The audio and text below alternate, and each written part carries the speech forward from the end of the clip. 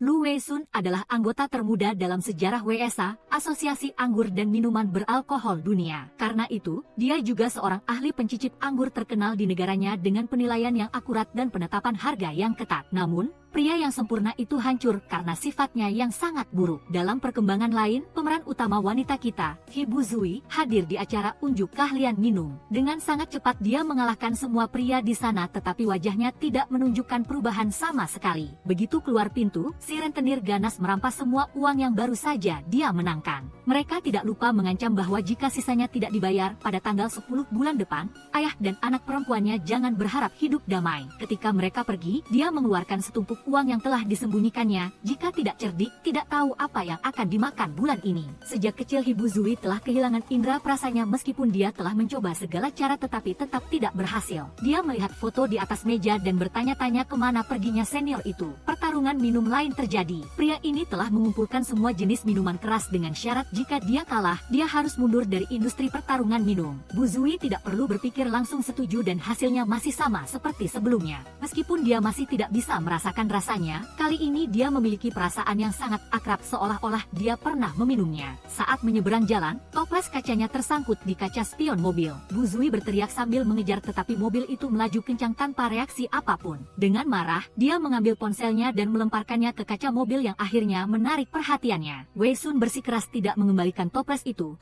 menunjuk ke kaca spionnya dan memintanya meninggalkan kartu identitas dan nomor teleponnya karena dia sangat sibuk sekarang. Namun, Bu Zui tidak peduli, menginjak kakinya dan dengan puas mengambil kembali barangnya. Sebuah mobil melaju ke arahnya, Wei-sun bergegas dan mengangkat Bu Zui. Bibir keduanya tidak sengaja bersentuhan, waktu seakan berhenti pada saat itu. Dia mengambil air kumur, yang membuatnya bingung ada apa dengan pria ini. Dia mengambil botol air dan melakukannya, tetapi sayangnya meludahinya. Bu Zui melemparkan beberapa lembar uang dan pergi, meninggalkan Wei-sun dalam kemarahan. Pindah adegan, acara pencicipan anggur berlangsung, Lu Wei-sun muncul disambut oleh banyak penggemar. Pembawa acara memberinya lembar penilaian anggur untuk dihafal agar tidak ada kesalahan, tetapi Wei-sun menolak. Dia hanya punya 60 detik untuk menemukan anggur yang disebutkan MC. Di sisi lain, Bu Zui kembali berpartisipasi dalam pencicipan anggur, namun kali ini dia bisa merasakan rasa pahitnya dan hampir tidak bisa bertahan. Sementara itu, setelah mencicipi anggur, Wei-sun memilih dua jenis anggur yang sama. Tiba-tiba dia menyadari bahwa dia tidak bisa mencium dan merasakan anggur, membuatnya khawatir. Akhirnya, berkat pengetahuannya tentang anggur selama ini, dia berhasil menyelesaikan sesi tersebut. Sekembalinya, Wei-sun mencoba semua anggur tetapi hasilnya tetap sama, membuatnya seperti orang gila. Dalam perkembangan lain, Bu Zui tiba-tiba bisa merasakan rasa, jadi dia makan dengan lahap karena takut besok dia tidak akan bisa merasakan apa-apa lagi.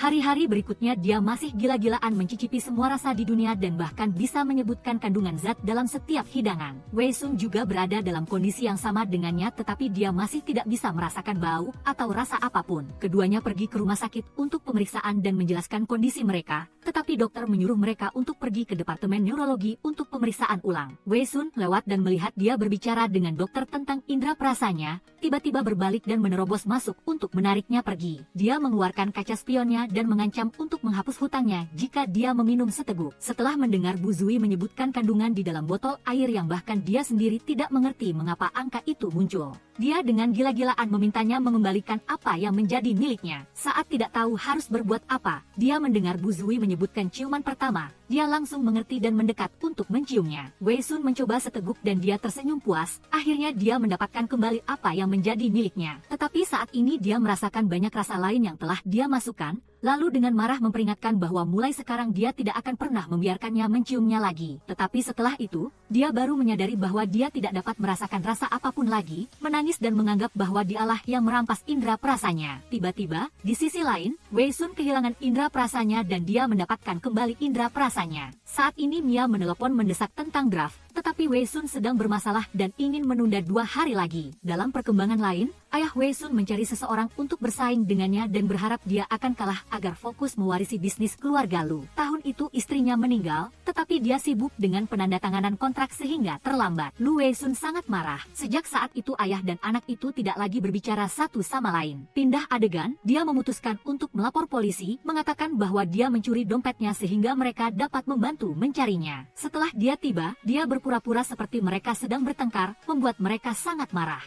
Tidak ada pilihan lain, dia harus menerima untuk mengisi formulir, jika tidak, keduanya akan dikurung selama 3 hari. Saat ini dia tidak tahu bagaimana cara mengembalikannya sepenuhnya, tetapi kontak bibir dapat menukar sementara. Oleh karena itu, dia ingin mempekerjakannya selama periode ini, pada saat dia membutuhkan dapat bertukar sementara. Dia merasa dia benar-benar gila, tetapi ketika mendengar jumlah besar yang ditawarkan, dia langsung setuju. Pagi-pagi keesokan harinya, dia mendengar ada yang mengetuk pintu, mengira itu rentenir, dia membawa sapu. Tetapi yang datang adalah Wei Sun. Saat Bu Zui menulis pernyataan di kantor polisi, dia mengingat alamat rumahnya dan datang untuk menandatangani kontrak. Permintaan dia adalah agar dia bekerja 24 jam sehari, datang kapanpun dipanggil, siang atau malam. Jika di luar jam kerja, jumlah uang akan dilipat gandakan, dan jangka waktu diperpanjang hingga usia pensiun. Meskipun demikian, jika keduanya dapat segera bertukar indera perasa sepenuhnya, kontrak akan segera berakhir dan dia masih akan mendapatkan uang itu. Dalam hati Bu Zui sangat tidak setuju,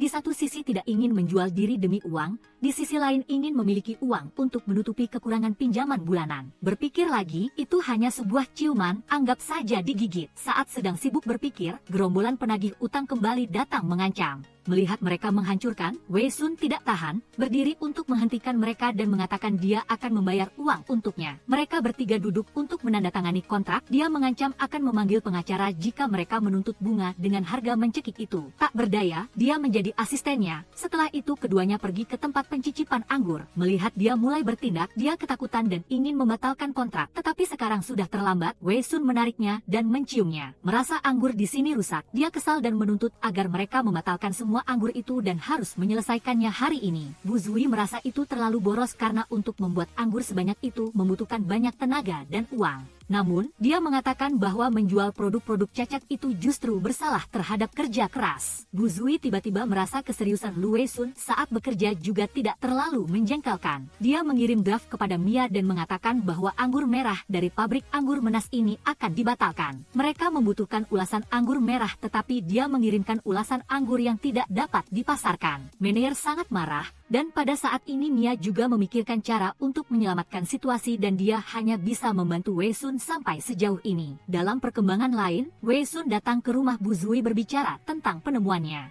Dia memperhatikan bahwa pertukaran rasa pertama berlangsung sekitar 1 jam. Pada kali kedua, itu berkurang menjadi 50 menit. Keduanya memutuskan untuk mencari tahu alasannya, dimulai dari pertemuan pertama mereka. Untuk berakting mencapai kesimpulan, dia menarik Bu Zui dan menciumnya dengan rakus. Setelah menunggu sebentar, waktu pertukaran rasa kali ini telah berkurang menjadi 40 menit. Jadi, setelah setiap kali waktu berkurang 10 menit dan mereka hanya memiliki 3 kali pertukaran tersisa. Sekembalinya, Bu Zui menyalakan TV dan melihat kompetisi kuliner, berpikir dalam hati bahwa Tuhan telah memberinya indera perasa yang luar biasa.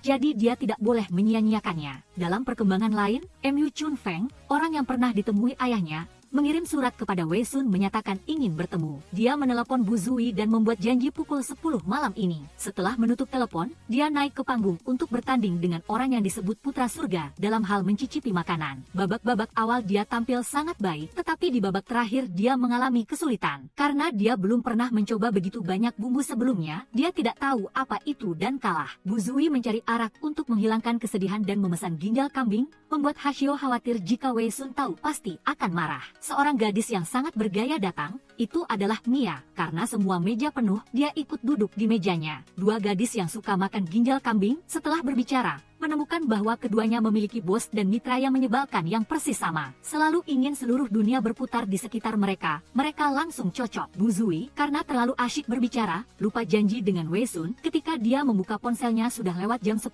malam, dia bergegas lari. Namun, dia sudah pergi dari sana sejak jam 10.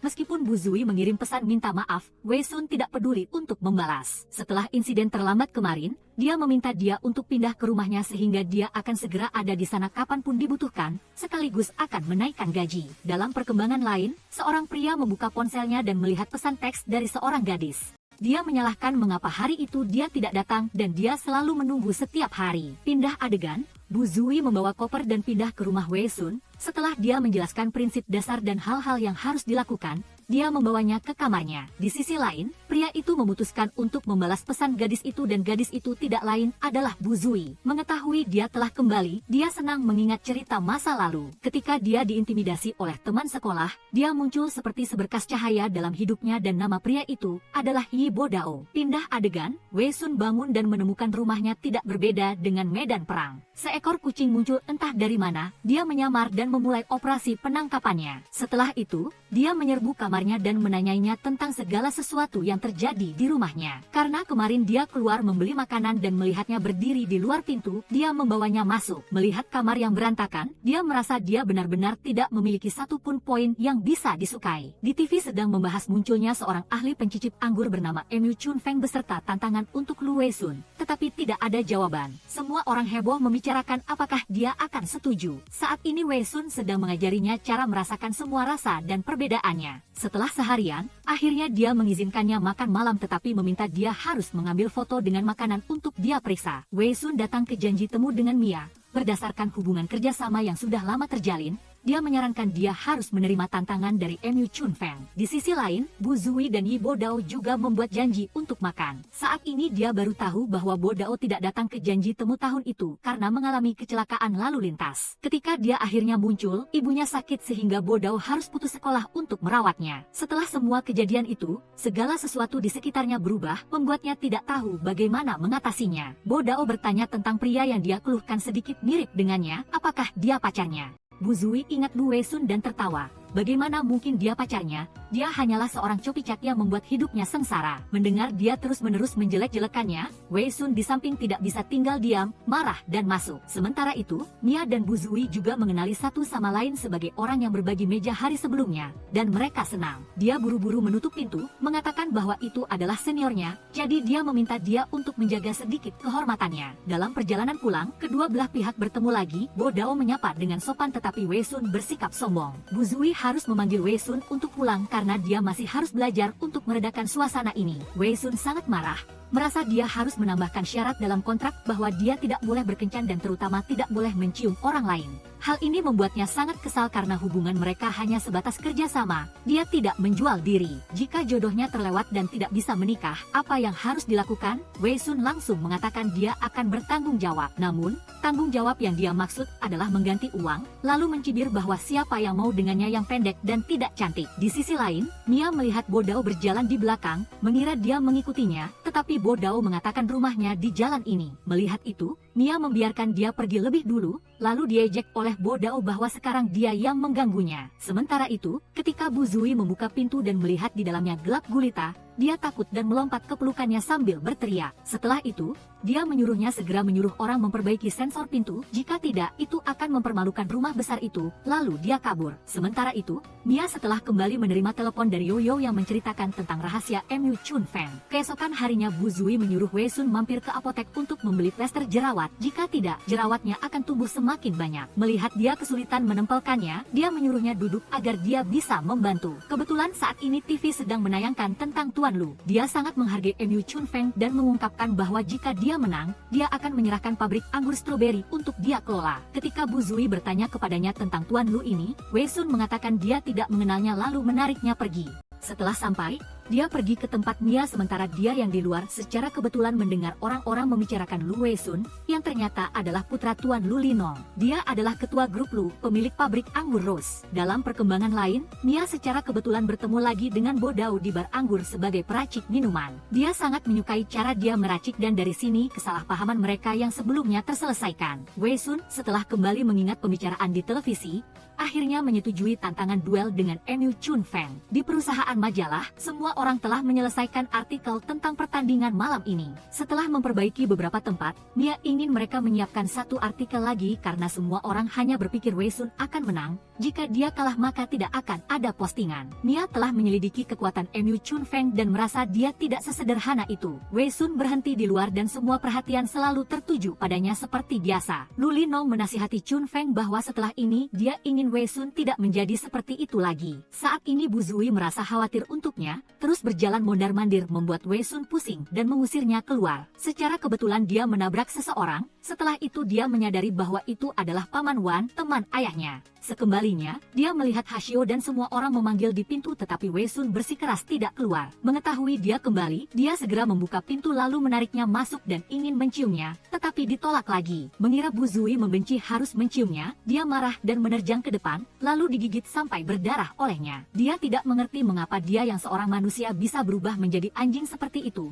Lagi pula yang diuntungkan selalu dia. Pertandingan duel antara Lu Wei Sun dan Mu Chun Feng mulai berlangsung dan tugasnya adalah duduk menekan stopwatch. Kompetisi dimulai, kedua orang mencicipi anggur dengan dua gaya berbeda. Awalnya, Wei Sun bekerja sangat cepat dan memimpin skor, sementara Mu Chun Feng, meskipun lebih lambat, tingkat akurasinya tetap sama. Melihat dia minum seteguk, semua orang terkejut tidak mengerti mengapa. Mungkinkah karena rasanya terlalu enak? Sejak saat itu, kecepatan Wei Sun mulai melambat dan Chun Feng menyusulnya. Meskipun kemenangan sudah di depan mata, pada akhirnya Chun Feng selangkah lebih maju dan kenyataan tidak dapat disangkal. Kali ini dia kalah. Seorang penggemar tidak terima, mengira acara itu sudah diatur dan mengatakan akan membayar 2 kali lipat orang itu untuk mereka. Penggemar wanita lain juga tidak bisa menerima. Hanya memaki lalu melempar botol air ke arahnya. Untungnya Bu Zui sempat menahannya. Lu Linong juga tidak ingin melakukannya. Bagaimanapun juga Wei Sun adalah putranya. Namun, untuk membuatnya mengerti penderitaan seorang ayah seperti dirinya, dia tidak punya pilihan lain. Kembali ke rumah,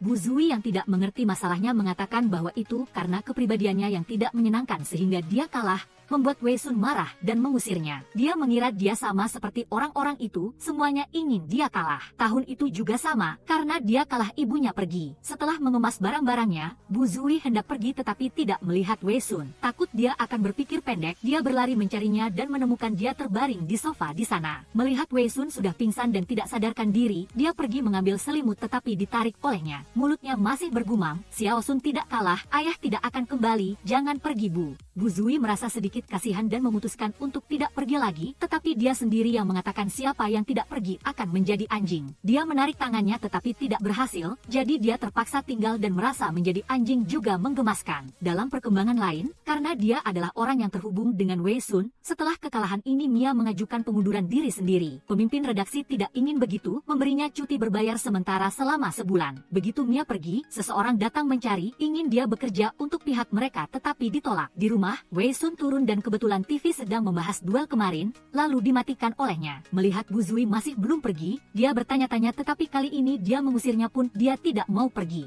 Melihat semangat Wei Tan yang hancur, dia marah dan memarahinya karena rela kalah dari orang yang tidak penting. Dalam perjalanan, Mia ditahan oleh adik laki-lakinya yang kecanduan narkoba untuk dimintai uang. Setelah mendapatkannya, dia ingin lebih banyak lalu mencoba merebut kartu Mia, tetapi Bao muncul dan membantunya. Setelah memastikan Mia telah sampai di rumah, Bao baru tenang dan pergi. Sementara itu, Wei Tan menjalani hari-hari berikutnya seperti orang tanpa jiwa. Dia melihat kompor mendidih tetapi tidak mematikannya, bahkan mengambil minuman soda untuk menyiram tanaman. Di internet, berita sedang membicarakan manajer baru pabrik anggur Rose dari grup LCC, yaitu MC Xuan Fong. Wei Tan teringat ketika dia masih kecil, ibunya meskipun sakit, masih tidak merasa nyaman menyerahkan pekerjaan perhitungan pabrik kepada orang luar. Saat itu dia ingin cepat dewasa agar bisa mengambil alih dan bekerja menggantikan ibunya. Wei Tan minum sampai mabuk lalu bersikeras meminta kunci mobil untuk pergi, tetapi dihentikan oleh Bu Zui. Dia akan pergi bersamanya. Setelah mengantarnya ke makam ibunya, mereka berdua melanjutkan perjalanan. Bu Zui menyadari bahwa dia sangat mencintai ibunya, sementara dia bahkan tidak bisa mengingat wajah ibunya karena ibunya meninggal saat dia masih sangat kecil. Seniornya menelepon, ingin mengajaknya makan, tetapi melihat kondisinya sekarang, dia menolak. Di perkembangan lain, Habu Tui dipanggil oleh Hao Dong karena ayahnya mendapat berita yang tidak biasa. Dia membawa Xia Fen, dia adalah penggemar berat Wei Tan. Mereka telah memeriksa banyak halaman grup besar yang sebelumnya tidak pernah menulis tentang anggur, tetapi sekarang secara serentak mengunggah postingan dengan tujuan menjatuhkan Lu Wei Sun. Dan ini tidak bisa disebut lelucon, melainkan konspirasi besar yang ingin mendorong Wei Sun keluar dari industri pencicip anggur. Bu Zui meminta mereka untuk memberinya salinan agar dia bisa membawanya pulang untuk dilihat Wei Sun, dan Xia Fen menjadi sangat bersemangat ketika mengetahui bahwa mereka berdua tinggal serumah. Setelah memastikan bahwa Xia Fen bukan orang jahat, dia membawa mereka berdua untuk menemui Wei Sun. Setelah melihat informasi yang mereka selidiki, Wei Sun tetap tidak berubah. Kalah berarti kalah, kalah, semuanya karena kesombongannya sendiri. Idolnya membuatnya tertawa, dia tidak mengerti apa yang mereka sukai darinya. Xia Fan tiba-tiba berbalik dan memarahi Bu Zui bahwa dialah yang menyebabkan Wisun menjadi seperti ini, yang membuat Wisun marah dan mengusir anak itu. Meskipun dia tahu ada masalah dengan gelas anggur terakhir dan itu adalah konspirasi, dia tidak bisa berbuat apa-apa. Bu Zui tidak membiarkan Wisun minum lagi dan memaksanya untuk mendaki gunung bersamanya. Keduanya tiba di tempat berkemah, melihat Bu Zui makan mie, Wisun merasa kasihan pada indera perasanya. Saat itulah Wisun baru tahu bahwa Bu Zui dulu juga punya indera perasa. Tetapi karena saat kecil bermain di tempat penyulingan anggur ayahnya, dia jatuh ke dalam anggur. Ketika sadar, indera perasanya menghilang sejak saat itu. Kupikir Wisun akan menghiburku, ternyata dia malah menyiram air dingin. Berkata mengapa ada yang menyebutku bodoh, itu karena otakku kemasukan air. Mereka berdua pergi ke pantai lagi. Bu Zui ingin memanggil Wisun yang arogan dan percaya diri yang dulu kembali dan percaya bahwa dia akan kembali. Terlebih lagi, Wisun juga harus mengambil kembali apa yang menjadi miliknya lalu membelalakan mata dan memajukan bibir, membuat Wisun tertawa. Kembali ke rumah, Bu Zui memasak hidangan daging sapi yang mengingatkan Wisun pada masa kecilnya ketika ibunya juga membuat hidangan ini. Ayahnya pernah berkata Wisun tidak cocok menjadi kritikus anggur karena indera perasanya tidak terlalu sensitif. Pindah adegan, ayah dan anak itu secara tidak sengaja bertemu. Ayahnya memberinya dua pilihan, yaitu menjadi pewaris atau bersaing dengan kemampuan nyata. Dan tentu saja Wisun akan merebutnya kembali dengan kemampuannya, tidak akan membiarkan ayahnya menjual satu-satunya pabrik anggur yang ditinggalkan ibunya. Malam itu, Yi Bodo menelepon, ingin mengajaknya besok mengunjungi sekolah. Pagi berikutnya, Wisun bangun dan melihat catatan yang ditinggalkan Bu Zui, mengatakan bahwa dia minta izin sehari. Wisun meneleponnya terus-menerus tetapi saat ini Bu Zui masih sibuk bernostalgia dengan seniornya. Wisun mencari MU Chehan FNG, ingin bertanding satu pertandingan lagi. Jika Wisun menang, dia harus mengembalikan pabrik anggur Rose. Dan kali ini, menang atau kalah, Wisun sudah memutuskan akan mengumumkan pengunduran dirinya dari dunia pencicip anggur. Xia Fan yang berada di dekat sana melihat mereka berdua bertemu, lalu berlari ke arah Chehan FNG, memaki dia sebagai bajingan. Setelah itu, Xia Fan menghampiri Wisun, memeluknya erat-erat tidak mau melepaskan, mengatakan bagaimanapun juga dia akan selamanya menjadi penggemar setianya. Wisun menyuruh Xia Fan mengganti idola lain karena dia akan segera meninggalkan dunia anggur. Sesampainya di rumah, Wisun kembali melihat pemandangan Bu Zui sedang dirawat dengan penuh perhatian oleh Bodo, dan Wisun terlihat tidak senang. Hao Dong menyadari bahwa Bodo adalah pria manisan plum yang sering disebut-sebut Bu Zui. Di dalam, Wisun marah karena Bu Zui berani mengambil cuti tanpa izin dan pergi bersama orang lain. Wisun beralasan dia takut Bodo akan mengambil indera perasanya. Wisun juga membicarakan tentang dirinya yang menantang Chehan FNG sekali lagi, dan kali ini dia harus menang. Mereka berdua mulai melatih indera perasa. Setelah menyelesaikan pengetahuan dasar, Wisun memanggil Xia Fan untuk mengawasi Bu Zui. Kemudian Wisun menemui Mia, ingin dia menjadi ahli pelatih indera perasa untuknya, pekerjaan mudah dengan gaji tinggi. Namun, ketika Wisun mengulurkan tangan, Mia menolak untuk membantu. Di sisi lain, para staf media sedang merayakan kepergian Wisun.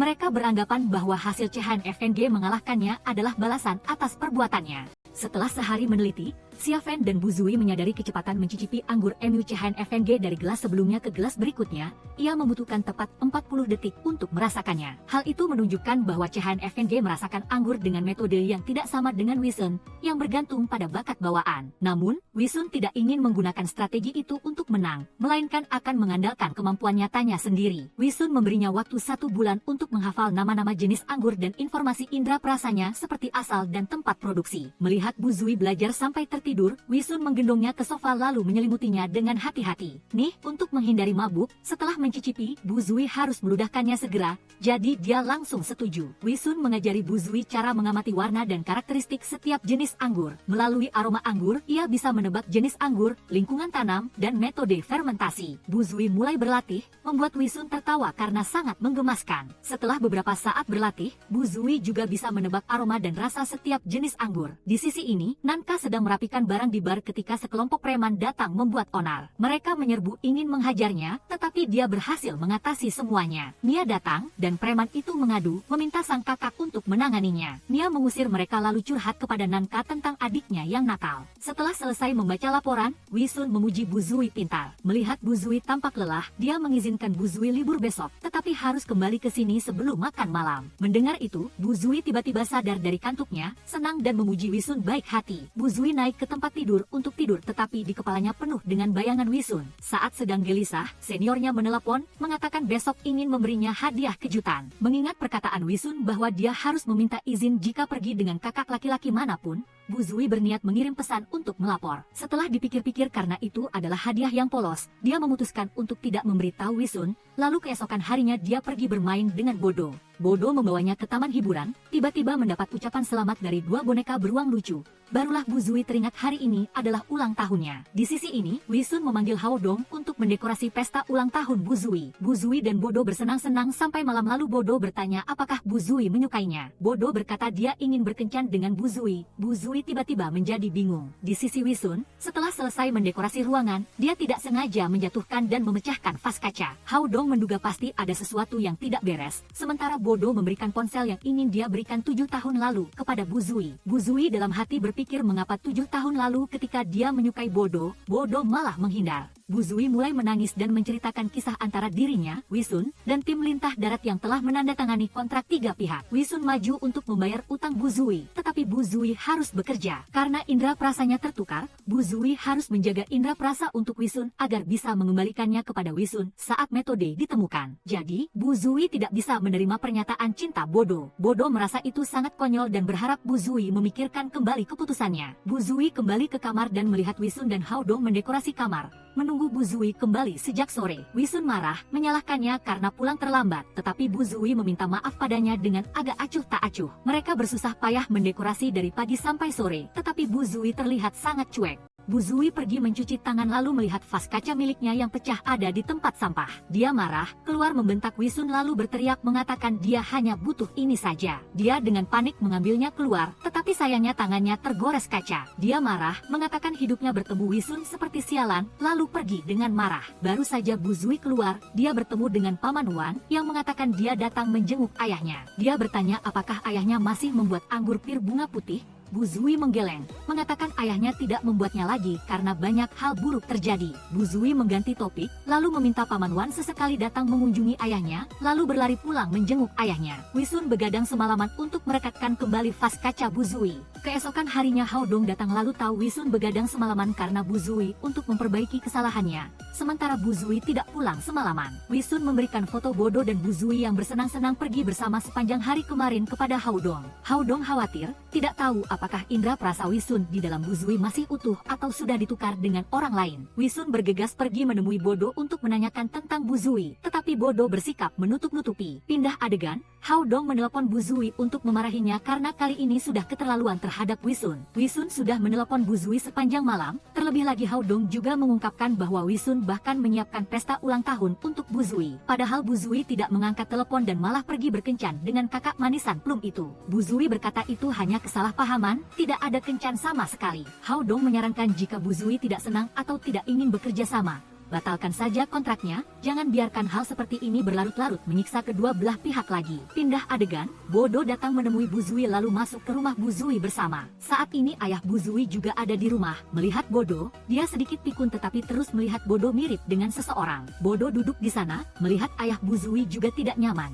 Tetapi bukan karena malu, melainkan seolah-olah keluarga mereka memiliki permusuhan. Berkeliling rumah, melihat foto, Bodo menunjuk foto yang ada ayahnya lalu bertanya pada Bu Zui. Bu Zui berkata ia pernah melihat rekan kerja ini saat kecil, tetapi sudah lama tidak bertemu lagi. Ayah Bu Zui keluar tepat saat Wisun datang mencari Bu Zui. Bu Zui menarik Wisun keluar untuk berbicara. Wisun memperingatkan Bu Zui bahwa ia melihat Bodo menyelidiki tentang rumah Bu Zui. Namun Bu Zui tidak percaya dan mengusir Wisun pulang. Tetapi perlombaan juga akan segera tiba, Wisun tidak bisa pulang dengan tangan kosong, jadi ia membawa Bu Zui naik mobil untuk kembali ke rumahnya. Di dalam mobil, Wisun memberikan kembali vas kaca Bu Zui yang pernah ia pecahkan dan meminta maaf. Sejak saat itu, keduanya berdamai. Sesampainya di rumah, proses mencicipi anggur Bu Zui dimulai lagi. Bu Zui mencicipi, sementara Wisun mencatat, tetapi waktu penyelesaian masih belum cukup cepat. Waktu pertandingan tersisa 2 minggu, keduanya saling menyemangati untuk berusaha lebih keras lagi. Kesehatan adalah segalanya, meskipun mencicipi anggur, kesehatan harus stabil baru bisa cepat. Segera, keduanya bergandengan tangan pergi berolahraga. Malam harinya, untuk menyemangati Bu Zui, Wisun mengajaknya minum anggur, dan tempat yang mereka datangi ternyata adalah bar tempat Bodo bekerja. 2 gelas pesanan dibawa keluar, Bu Zui baru menyesap satu tegukan sudah memuji-muji, membuat Wisun sedikit cemburu dan langsung menariknya pergi. Tidak ada minum anggur anggur lagi di sini, Wisun menarik Bu Zui ke tempat ia melihat Bodo mengawasi Bu Zui. Tetapi ketika dibuka, tidak ada apa-apa selain foto-foto mereka berdua. Wisun hanya bisa pasrah kembali. Pindah adegan, keesokan harinya Wisun mengajak Bu Zui makan bersama Hao Dong. Tetapi karena ingin menemui Bodo sesuai janji mereka berdua sebelumnya,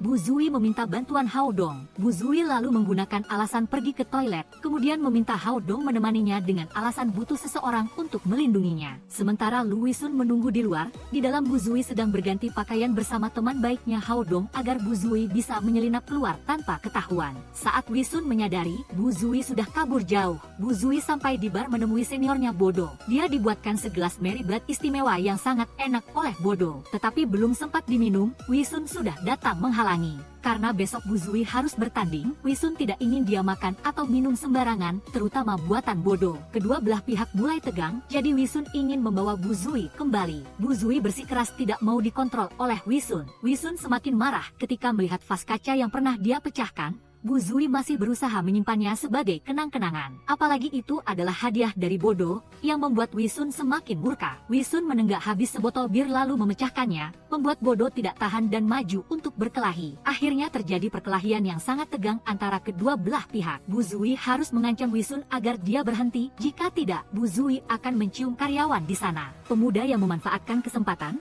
Wisun segera mencium Bu Zui setelah mendengarnya untuk menegaskan kepemilikan karena dia hanya ingin Bu Zui menjadi miliknya sendiri. Wisun berpendapat senior Bu Zui itu punya niat lain untuk memanfaatkan, tetapi Bu Zui bersikeras mempertahankan pendiriannya membela seniornya. Bu Zui mengucapkan kata-kata menyakitkan bahwa dalam pikirannya hanya ada seniornya saja. Hal ini melukai harga diri Wisun sehingga dia pergi dengan marah. Bu Zui menyadari apa yang dia katakan salah, jadi dia meminta maaf atas nama seniornya lalu berlari mencari Wisun karena selain dia, Wisun tidak punya siapa-siapa lagi. Bu Zui mengejar Wisun, mengucapkan kata maaf karena tadi agak keterlaluan. Kemudian Bu Zui mengajaknya ke taman dan menawarkannya semangkuk mie instan agar dia bisa merasakan rasa dari sesuatu yang murah namun sangat praktis. Meskipun dulu Bu Zui tidak bisa merasakan, dia sendiri tetap merasa sangat bahagia. Indra perasa bisa membantu merasakan kelezatan, tetapi mengisi perut akan memberikan rasa puas. Tapi sangat disayangkan indra perasa Wisun semakin menghilang, jadi dia tidak akan bisa memenangkan kompetisi apapun. Wisun ingin membebaskan Bu Zui dari orang yang menyebalkan seperti dirinya, tetapi Bu Zui percaya hidup pasti akan ada titik baliknya. Tepat pada saat itu, jam menunjukkan pukul 9.30, mengakhiri taruhan antara mereka berdua, dan Bu Zui telah memenangkan. Wisun masih mempertahankan indra perasanya dan kali ini pertukaran indra perasa tidak memiliki batas waktu. Kembali ke rumah, keduanya terus minum air dan saling menatap mata agar tidak mengantuk. Namun, Bu Zui adalah orang yang tumbang duluan, langsung tertidur, sehingga Wisun harus menyelimutinya. Keesokan paginya, Wisun sudah berpakaian rapi dan mewah untuk bersiap-siap menuju lokasi pertandingan. Setibanya di studio, para reporter sudah mengerumuni di luar, menunggu Wisun muncul. Mereka ingin mencari berita mengapa Wisun gagal pada pertandingan terakhir dan motivasi apa yang membuatnya menantang kembali. Wisun menantang kembali pedagang anggur MU Chehen FNG sehingga banyak penggemar yang menantikan bagian pertandingan. Ketika pembawa acara mulai memanggil, keduanya melangkah untuk menilai anggur. Aturannya adalah siapa yang menyelesaikan penilaian 50 gelas anggur terlebih dahulu akan menjadi pemenangnya. MU Chehen FNG mengira kali ini akan mudah, ternyata Wisun terlalu kuat, meninggalkannya jauh di belakang,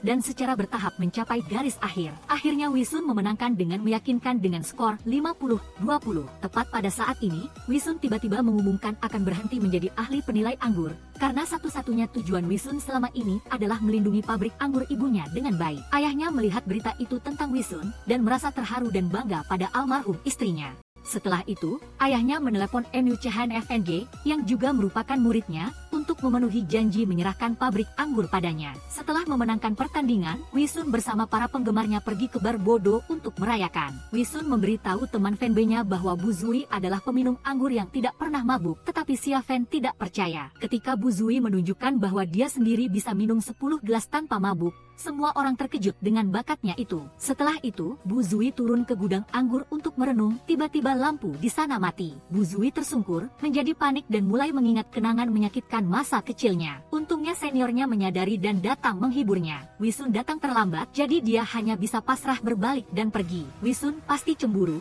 jadi dia langsung bertanya kepada Bodo apakah dia benar-benar menyukai Bu Zui. Bodo tidak menjawab karena tidak ada hubungannya dengan Wisun sama sekali. Sudah begitu, Saat kembali ke rumah, Bu Zui malah mengusulkan untuk membatalkan kontrak yang sebelumnya karena indera perasa mereka berdua sudah berhasil tertukar. Tidak ingin saling mengganggu kehidupan masing-masing lagi. Tanpa banyak berpikir, Wee Sun langsung setuju. Dan begitulah kontrak yang mengikat antara mereka berdua dibatalkan, dan dengan itu, semua kenangan bersama. Utang 2 juta sebelumnya juga dihapus, mulai sekarang mereka tidak ada hubungannya satu sama lain lagi. Karena sudah larut, Wee Sun menyuruh Bu Zui menginap dan berkemas besok pagi saja. Sementara di sisi ini, Bodo sudah bertemu Mia untuk mengucapkan selamat tinggal karena dia bukan orang yang cocok untuk dicintai. Keesokan paginya, Bu Zui membawa barang-barangnya pergi diiringi rasa penyesalan Wee Sun. Wee Sun ingin mengatakan sesuatu, tetapi tidak ada kata yang terucap. Bodo sudah menunggu Bu Zui di luar. Sekalian saja Bar Bodo sedang merekrut orang, jadi dia mengajak Bu Zui bekerja bersama untuk bersenang-senang. Paman M datang memberitahu Wee Sun bahwa situasi bisnis pabrik anggur Rose saat ini sangat tidak stabil. Tetapi apapun yang terjadi, Wee Sun tetap ingin mempertahankan operasi pabrik itu.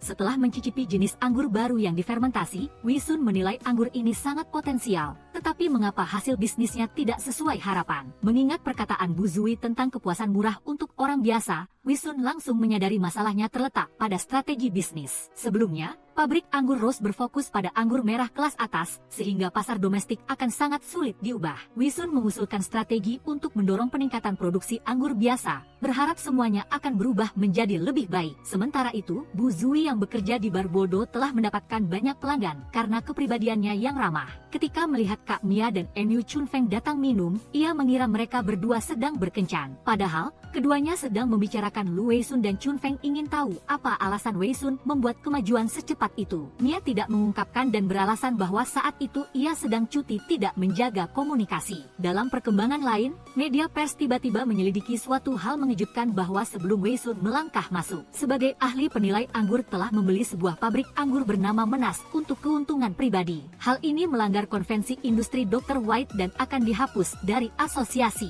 Pihak perusahaan posting ingin Mia rapat lagi untuk mendapatkan informasi kasus Wei Sun ini guna menulis artikel. Mia ingin membela Wei Sun tapi atasannya tidak mau peduli. Malam itu, Bu Zui pergi makan malam bersama Beidao. Dalam percakapan, ia beralih membahas bahwa karakter Wei Sun sama sekali tidak jahat, yang membuat Beidao sangat terkejut. Bersamaan dengan itu, di meja sebelah ada 2 orang yang bergosip tentang pelanggaran konvensi industri anggur oleh Wei Sun yang benar-benar tidak pantas disebut ahli. Karena terlalu kesal, Bu Zui berdiri dan melabrak kedua orang itu lalu pergi tanpa makan lagi. Ternyata informasi Wei Sun memiliki pabrik anggur kedua justru diberikan oleh Beidao kepada 2 wartawan tabloid itu. Karena sebelumnya ia telah menguping pembicaraan Mia dan Mu Chun Feng. Bu Zui datang ke rumah mencari Wei Sun dan bertemu fanboy itu yang juga sedang berada di sana untuk menjenguk sang idola. Wei Sun mengunci diri di dalam tidak mau membuka pintu untuk Bu Zui meskipun ia berteriak memanggil namanya. Pagi berikutnya Bu Zui datang ke kantor Pak De untuk menagih kembali uang 2 juta yang sebelumnya. Namun Pak De mana mau bodoh mengembalikan uang yang susah payah ia tagih kembali. Bu Zui diseret keluar tanpa belas kasihan tepat saat Beidao juga ada di sana. Malam itu Paman MA mengumumkan tentang kondisi bisnis pabrik anggur yang semakin menurun. Jumlah barang yang dikembalikan telah mencapai lebih dari 70%.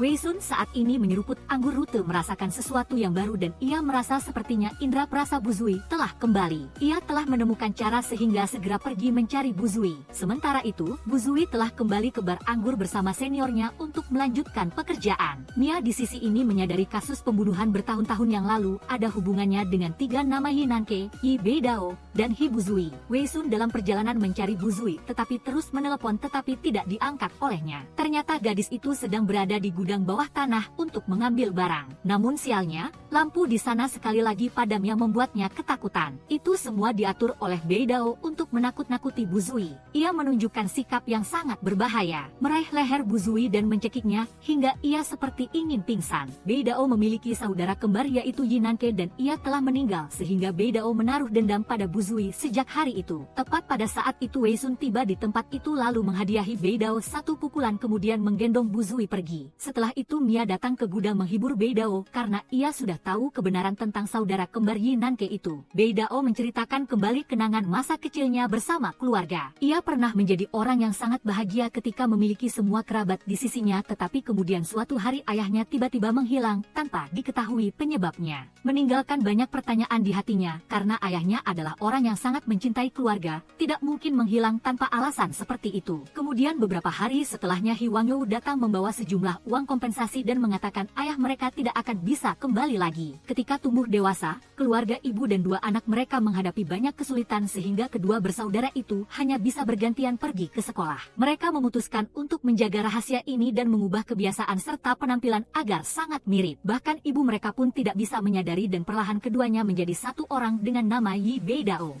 Lalu tiba suatu hari ketika ia mulai beradaptasi dengan hidup, ia bertemu Hee Buzui di sekolah dan ia adalah putri dari musuh yang telah membunuh ayahnya. Yi Nanke selalu menaruh dendam dan mencari cara mempersulit Buzui saat di sekolah, tetapi kakak laki-lakinya Beidao justru melindunginya. Karena hal itu, kedua bersaudara Beidao bertengkar. Beidao berpendapat masalah ayah Buzui tidak ada hubungannya dengan gadis itu, tetapi demi menyenangkan hati sang adik, ia menerima permintaan untuk tidak membantu gadis itu lagi. Namun ketika Buzui diintimidasi, Beidao tidak tahan dan datang membantu. Mengetahui bahwa itu diatur oleh adiknya Nanke, Beidao marah mempertanyakan tetapi tidak bisa menyalahkan banyak karena keduanya sama-sama tidak menepati janji. Beberapa waktu kemudian, kedua bersaudara itu lulus dan menjauhi keluarga Hee Buzui. Studi Nanke juga semakin stabil. Sementara itu, Beidao bekerja keras di bar anggur siang dan malam untuk mendapatkan penghasilan tambahan untuk keluarga. Tetapi melihat kakaknya masih menyisihkan uang untuk keluarga Hee Buzui membuat Yi Nanke sangat marah. Buzui berharap suatu hari adiknya akan mengerti dan bersimpati pada tindakannya saat ini.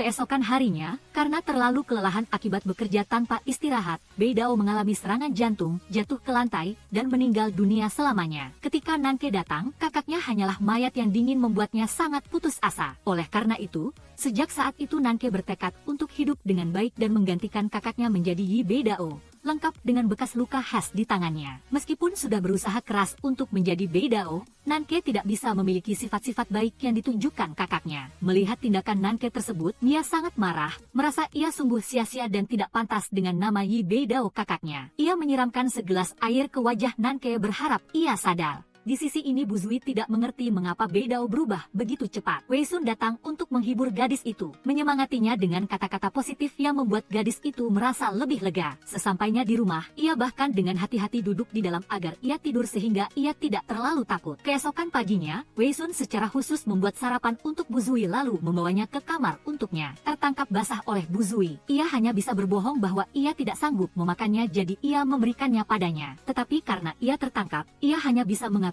kebenaran bahwa ia ingin mempersiapkannya dengan sangat teliti untuk menciptakan kesan yang baik yang membuat gadis itu sangat senang. Setelah itu Wei Sun memberi Buzui cuti sehari untuk beristirahat di rumah tanpa harus mengikutinya. Ia meminta kedua temannya datang untuk mengobrol dengan Buzui agar ia tidak sedih, termasuk fanboy Xia Fan. Namun, pria itu terlalu banyak bicara sehingga diusir oleh Haorong. Melihat Buzui yang terus bersedih, Haorong menyemangati gadis itu dengan beberapa cerita. Hee Buzui yang ia kenal bukanlah orang seperti ini, melainkan orang yang akan menyelesaikan masalah dengan tinju. Buzui sedih karena Yi Beidao telah berubah total menjadi orang lain dan ia tidak tahu alasannya. Di sisi ini Wei Sun bertemu dengan Beijing dari pihak Serikat Anggur untuk memberikan bukti yang membuktikan bahwa ia sama sekali tidak bersalah dalam kasus pembelian pabrik anggur tersebut. Ia diam-diam membeli pabrik anggur Menas memiliki niat tersendiri agar tidak merasa bersalah kepada orang yang telah mempercayainya. Di sisi ini Buzui setelah beberapa botol bir mengisi perutnya, ia curhat pada Haorong tentang Yi Beidao. Saat sedang curhat, Wei Sun kembali melihat gadis itu sedih menangis. Ia pun khawatir. Kedua pria itu mengerti isyarat sehingga dengan sukarela pergi. Untuk mengatasi kesedihan, Buzui mengajak Wei Sun pergi ke laut. Tanpa ragu ia membawanya ke laut menikmati angin untuk berganti suasana, sekaligus untuk menambah vitamin. Setelah itu di berbagai situs web telah diunggah sebuah pernyataan tuntutan ganti rugi dari Serikat Anggur Dr. Ye yang menuntut Wei Sun harus memberikan kompensasi. Ia ketika mengetahui kabar itu pun bersikap cukup biasa saja karena sebelumnya ia telah memberikan bukti yang cukup kepada pihak USA sehingga mereka akan menyelidiki dan mendapatkan kembali keadilan untuknya. Nia tahu ini diunggah oleh bosnya yang brengsek sehingga mempertanyakan, menganggap artikel itu terlalu kejam. Ini adalah masalah pekerjaan sehingga editor merasa ia sama sekali tidak bersalah karena pada dasarnya kapitalisme memang begitu. Keesokan harinya Wei Sun dan Paman MA membawa Beijing mengunjungi gudang anggur untuk memverifikasi cerita produk anggur yang cacat yang memengaruhi pasar. Setelah meninjau semua item, akhirnya Beijing atas nama Serikat Pekerja mengeluarkan keputusan. Untuk Wei Sun, karena kesalahan yang telah ia lakukan, Serikat Pekerja memutuskan untuk mencoret namanya dari Asosiasi Anggur dan tidak akan menerimanya kembali. Namun, Tindakannya melanggar konvensi tetapi tidak melanggar etika profesi sehingga pihak serikat pekerja akan menghapus perintah kompensasi. Bersamaan dengan itu mengizinkan anggurnya memasuki pasar Eropa. Wei Sun mendapatkan kesempatan seperti ini sebagian besar berkat bantuan Beijing sehingga ia sangat berterima kasih. Setelah itu Beijing mengikuti Wei Sun pulang ke rumah ingin ia memasakkan makanan untuknya sebagai imbalan. Begitu sampai di rumah, kedua gadis itu berpapasan dengan tatapan tajam. Beijing mengambil kesempatan memperkenalkan diri sebagai tunangan Wei Sun untuk menegaskan kepemilikan. Kedua gadis itu berebut masuk ke dapur membuat kepiting tetapi ketika mendengar teriakan, Wei Sun terbang menghampiri hanya peduli pada Bu Zui membuat Beijing cemburu. Saat makan malam, Beijing mencoba menguji pengetahuan Bu Zui tentang anggur. Bu Zui menjawab semua pertanyaan dengan lancar tetapi ketika sampai pada pertanyaan mendalam, ia terdiam. Beijing memamerkan sedikit pengetahuan bahwa makan kepiting harus minum anggur putih tetapi dengan pengetahuan kuliner Bu Zui, ia menyanggahnya dengan lancar bahwa makan kepiting harus minum anggur beras kuning untuk menghindari sakit perut. Mendengar ini, Beijing seperti menelan gumpalan amarah. Keesokan harinya di kantor redaksi, pemimpin redaksi sangat marah ketika tahu Mia telah menggunakan akun anonim Jianchushi untuk menulis artikel yang memuji Wei Sun selama ini. Ia tidak menyangkal, rekan-rekan kerja juga tidak menyangka Mia akan melakukan hal seperti itu. Pasti ada sesuatu yang salah di sini. Mia membela diri kepada pemimpin redaksi bahwa ia tidak melakukan kesalahan sama sekali dan ia hanya berdiri di sudut pandang objektif untuk memposting ulasan. Jika ada sesuatu yang memengaruhi perusahaan, ia bersedia mengundurkan diri. Menghormati Enyu Chunfeng yang ada di sana, pemimpin redaksi tidak memecatnya tetapi meminta untuk menghapus akun itu dan melanjutkan kembali bekerja. Melihat Mia menghapus akunnya karena ingin bertanggung jawab kepada perusahaan membuat Enyu Chunfeng sangat menghargai karakter dan pandangannya. Ia juga mengerti alasannya mengapa Wei Sun bekerja sama dengan Mia begitu lama. Di sisi lain, adik laki-laki Mia ditangkap oleh kelompok rentenir Pak De, menuntut uangnya setelah batas waktu 1 minggu habis. Tetapi pria ini beralasan uangnya ada pada kakak perempuannya dan perlu mencari cara untuk mengambilnya kembali. Pak De memberinya 1 hari lagi jika tidak ia akan tahu rasanya pesta. Sekarang Mia menerima telepon yang memberitahukan bahwa selama beberapa hari ini Dao tidak dapat dihubungi sehingga semua orang berpikir ia telah membawa lari uang itu.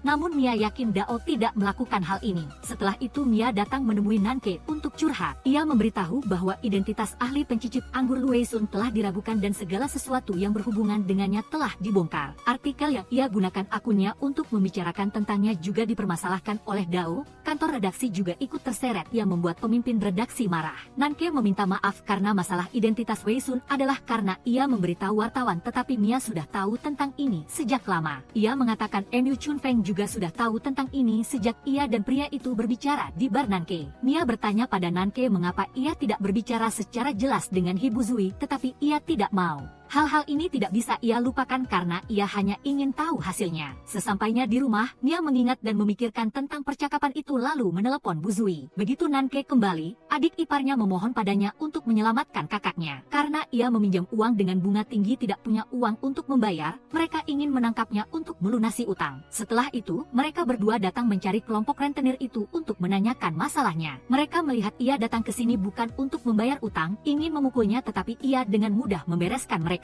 Ketika berhasil mendapatkan surat utang, Nanke mengatakan kepada adik iparnya di masa depan jika ada masalah jangan mencari kakaknya tetapi cari dia. Keesokan harinya Mia datang menemui Hibu Zui memberitahu bahwa Beidao yang ia temui saat ini bukanlah Beidao yang sebenarnya melainkan Nanke. Ia adalah adik kembar Beidao. Bu Zui tidak mempercayai hal ini tetapi bertahun-tahun yang lalu karena ayah kedua bersaudara itu menghilang tidak memiliki cukup biaya sekolah sehingga mereka berdua menggunakan satu identitas yang sama untuk pergi sekolah. Sekarang Bu Zui baru ingat asisten di pabrik anggur ayahnya yang hilang adalah ayah kedua bersaudara itu. Bu Zui ingin bertemu Beidao tetapi ia telah meninggal 7 tahun yang lalu. Perkembangan lain, Beijing ingin mengajak Wei Sun pergi melihat gerhana bulan total tetapi ia menolak karena pekerjaan. Beijing ingin Bu Zui menggantikannya tetapi Wei Sun mengatakan ini harus ia tangani sendiri. Saat ini Bu Zui bertanya pada ayahnya tentang orang di foto. Ia mengatakan itu adalah Paman Yi tetapi ketika ia kehilangan metode pembuatan anggur, ia tidak melihatnya lagi. Dalam perkembangan lain, Wei Sun datang mencari kelompok rentenir untuk membayar utang Bu Zui. Ia mengira kelompok itu telah menyentuhnya, hal ini membuat Wei Sun marah. Sesampainya di rumah, TV mengumumkan malam ini terjadi fenomena gerhana bulan total, ia langsung mengajaknya pergi. Wei Sun mengeluarkan lampion Kongming agar mereka berdua bisa membuat permohonan tetapi ia lupa membawa korek api. Melihat itu, Bu Zui pun lari sendiri membeli korek api. Saat ini pemilik toko mengeluarkan setumpuk barang bekas, Bu Zui tiba-tiba melihat foto dirinya dan Beidao. Ia Ia mengatakan dulu pria itu pernah bekerja di sini tetapi beberapa tahun lalu tiba-tiba tidak melihatnya lagi. Ketika ia kembali, fenomena gerhana bulan sudah berakhir. Sejak mengenal Bu Zui, Wei Sun selalu mengalami nasib buruk yang membuatnya kagum pada bakatnya ini. Namun ia juga berharap jangan sampai karena perkataan orang lain seperti itu membuatnya mengubah dirinya. Tetapi ketika mereka berdua minum kopi,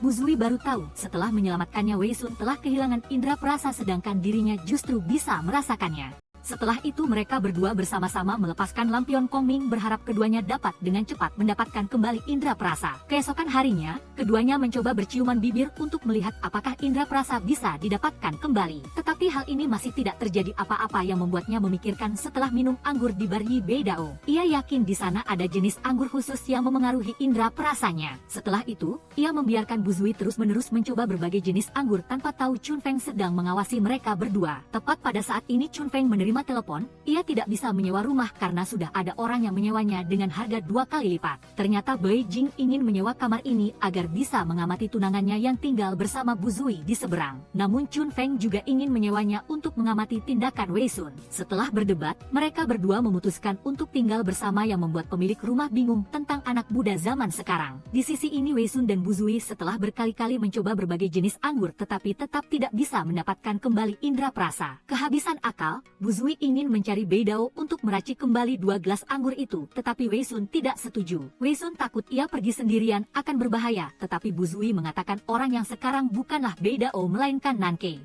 Mereka adalah saudara kembar dan Beidao sudah meninggal beberapa tahun yang lalu. Kematian ayah kedua bersaudara itu mereka semua pikir disebabkan oleh ayah gadis itu. Setelah itu Wei Sun mencari di internet beberapa kalimat gombal agar ia bisa memenangkan hati Bu Zui. Tetapi tanpa diduga gombalan yang ia pelajari justru mengejeknya pendek yang membuatnya marah mengatakan jika ia bodoh dalam sastra maka ia harus makan lebih banyak sayuran. Setelah itu hujan dan dingin Wei Sun malah mengajak Bu Zui berjalan-jalan di taman. Sungguh kisah cinta yang membuat orang lain masuk angin. Bai Jing di satu sisi selalu mengawasi mereka berdua, menganggap Bu Zui adalah orang jahat yang berani menggoda tunangannya. Chun Feng ingin mengajak Bai Jing makan kacang kastanye tetapi ia terus-menerus mengejeknya murahan, sampai ketika ia memakannya ia memuji kelezatannya. Sesampainya di rumah, Bu Zui ingin pergi ke bar Beidao agar bisa mendapatkan kembali indera perasanya. Tetapi karena tempat ini tidak menyambut mereka berdua, mereka harus mencari cara menemukan orang yang bisa bekerja sama dengan Nanke. Malam itu ketika mereka berdua sedang berbicara, Chun Feng dan Bai Jing di seberang mengawasi mereka berdua. Diketahui besok mereka berdua akan pergi ke pabrik anggur untuk mencoba anggur hasil fermentasi yang baru. Bai Jing tidak percaya gadis jahat itu bisa merayu tunangannya di mana-mana. Ia ingin mengajak Chun Feng pergi bersamanya tetapi ia pikir Wei Sun tidak akan bisa mendapatkan kembali indera perasanya kali ini. Keesokan paginya bertemu lagi dengan Bai Jing di pabrik membuat Wei Sun sangat terkejut. Melihat itu, Bai Jing sengaja mengatakan ia adalah tunangannya tetapi dengan cepat dibantah oleh Wei Sun. Bai Jing tahu Wei Sun datang ke sini untuk mencicipi anggur sehingga ia datang untuk membantunya. Ia yakin dengan kemampuannya pasti akan lebih profesional daripada asistennya yang kumal. Setelah Bu Zui mencicipi anggur, ia tidak mengerti mengapa ia bisa membayangkan pemandangan sebuah keluarga beranggotakan 3 orang sedang piknik di samping sungai kecil. Mendengar itu, Bai Jing langsung mencela Bu Zui sebagai udik. Ia mengatakan anggur ini sangat mewah, akan sangat rugi jika dijual di dalam negeri. Yang mereka butuhkan adalah mencari perancang label untuk dijual ke luar negeri dengan harga tinggi. Namun, Bu Zui tidak berpikir begitu. Ia ingin menjualnya dengan harga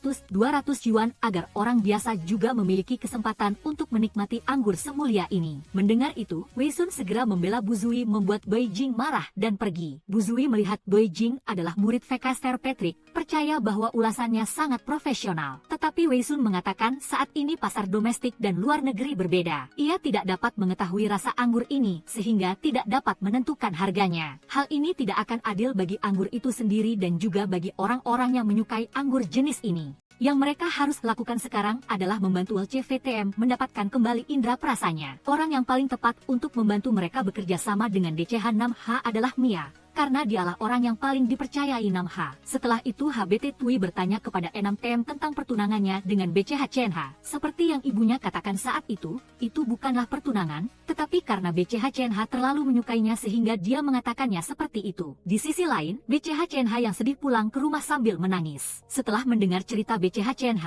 MC Xuan Fong ingin dia mencicipi masakannya. Xuan Fong selalu ingin tahu tentang hubungan antara BCH CNH dan tunangannya NMTM. BCH CNH mengatakan bahwa saat itu ibu NMTM sangat menyukainya tetapi sayangnya telah meninggal dunia. Pindah adegan, HBT Tui mencari Mia untuk meminta bantuannya ke bar DCH 6H untuk mencoba 2 koktail Margarita dan Bloody Mary. Karena Mia adalah orang yang paling dipercayai 6H dan hal ini tidak akan melukai 6H, Mia setuju untuk membantu mereka kali ini. Setelah itu, Mia mencari 6H dan memintanya untuk segera membuatkan 2 koktail yang telah mereka bawa. LCVTM dan BT Tui mendengar percakapan mereka dari luar. 6TM tahu bahwa 6H tidak menyukai MC Xuanpong dan langsung masuk. Melihat mereka berdua, 6H tidak senang dan mengundang mereka untuk pergi. Mia menyuruh BT Tui mencoba kedua koktail ini, membuat 6H tidak mengerti apa yang sedang terjadi. LCVTM menyadari bahwa dasar koktail ini telah diubah, yang membuat DCH 6H marah dan mengusir mereka. Keduanya terus mempertanyakan tetapi 6H mengabaikan mereka sampai Mia angkat bicara. Dia mengatakan bahwa dia telah memberitahu mereka identitas aslinya sehingga mereka bisa menyelesaikan masalah ini. Hal ini membuat 6H marah dan mengatakan bahwa minuman yang dia berikan kepada HBT Tui hari itu adalah Pear Blossom White, nama yang membuat keluarga BT Tui terkenal dan menyebabkan ayah 6H menghilang sejak saat itu. Minuman-minuman itu tidak ada lagi sejak hari kematian DCH Bakau. Di luar, BT Tui berterima kasih kepada Mia karena telah membantu mereka berdua hari ini. Keduanya berharap Mia tidak akan membicarakan hilangnya indera perasa LCVTM di luar dan sangat mempercayainya. Mia meminta maaf kepada DCH 6H karena tidak menyangka hal ini akan menyakitinya. Dia hanya ingin membantunya menyelidiki kebenaran agar dia bisa melepaskan rasa sakit ini. Mia menyarankan 6H untuk menyelidiki kebenaran bersama mereka berdua karena mereka tidak berbohong. Di adegan lain, HBT Tui berpikir mereka berdua harus menjelaskan hubungan mereka, tetapi VTM menyukai pemikiran mereka yang ambigu. Keesokan harinya, keduanya pulang ke rumah untuk menanyakan kepada ayah BT Tui tentang resep anggur Pear Blossom White yang membuatnya tidak setuju dan marah. Malam itu, HBT Tui memberitahu ayahnya bahwa berkat minum anggur Pear Blossom White, dia bisa mendapatkan kembali indera perasanya. Dia ingin ayahnya melanjutkan produksi anggur ini tetapi ayahnya tidak bisa karena dia tidak tahu apakah orang lain akan meminumnya dan apakah itu akan memengaruhi kesehatan mereka. BT Tui mengatakan bahwa indera perasa yang dia miliki saat ini adalah berkat temannya. Saat ini, temannya kehilangan indera perasa sehingga pekerjaan dan kehidupannya terbalik. Setelah mengancam dengan nama ibunya, ayahnya setuju untuk menulis resep Pear Blossom White untuk mereka berdua. Tetapi ketika mendengar anggur ini harus difermentasi selama setahun, mereka berdua merasa frustrasi. BT Tui berpikir bahwa jika anggur Pear Blossom White dapat mengubah indera perasa maka sebelumnya dia pasti pernah meminumnya dan bahkan berkali-kali. Keesokan harinya Mia mencari MC Xuanpong untuk bekerja sama. Mengambil kesempatan ini, dia mencoba mencari informasi tentang LCVTM darinya tetapi Mia tidak menceritakan tentang VTM kepada Xuanpong. Karena tidak mendapatkan apa-apa, Xuanpong kemudian menyebutkan hubungan antara VTM dan HBT Tui yang tampaknya sudah menjadi pasangan,